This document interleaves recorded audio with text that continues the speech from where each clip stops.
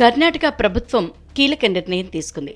శాకాహారంతో పాటు chicken, fish kebabs తయారీలో కృత్రిమ రంగుల వాడకాన్ని పూర్తిగా నిషేధించింది. ఈ మేరకు సోమవారం ఉత్తర్వులు జారీ చేసింది. కృత్రిమ రంగుల వాడకం వల్ల ప్రజల ఆరోగ్యంపై తీవ్ర ప్రభావం చూపుతున్న కారణంగా ఈ నిర్ణయం తీసుకున్నట్లు రాష్ట్ర ఆరోగ్య మంత్రి దినేష్ గుండూరావ్ తెలిపారు.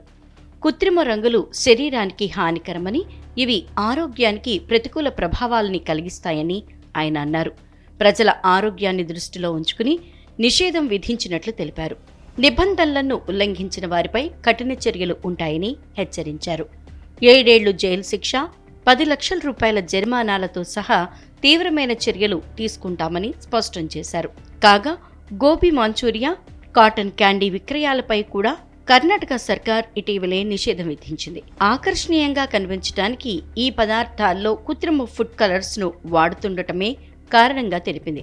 రంగుల కోసం ఉపయోగించే రోట్మైన్ బి అనే రసాయనం క్యాన్సర్ వంటి ప్రమాదకర రోగాలకు కారణమవుతుందని, ఇలాంటి విష పదార్థాన్ని గోబీ మంచూరియా, కాటన్ క్యాండీల్లో యథేచ్ఛగా వినియోగిస్తున్నారని కర్ణాటక ఆరోగ్య శాఖ మంత్రి దినేష్ గుండూరావ్ ఈ ఏడాది మార్చిలో నిర్వహించిన మీడియా భేటీలో వెల్లడించారు. ఆరోగ్య శాఖ అధికారులు రాష్ట్ర వ్యాప్తంగా ఇటీవల పలు ఫుడ్ సెంటర్లు, 3 స్టార్ హోటల్స్ నుంచి 171 గోబీ మంచూరియా, 25 కాటన్ క్యాండీ నమూనాల్ని సేకరించారు. వాటిని పరీక్షించగా 106 మంచూరియా పదార్థాల్లో 15 క్యాండీల్లో హానికర కృత్రిమ రంగులను ఉపయోగించినట్లు తేలింది. వాటిల్లో రోట్మైన్ బి, టాట్రాజైన్, కార్మోయిజిన్, సన్సెట్ ఎల్లో వంటి రసాయనాలను వినియోగిస్తున్నారు.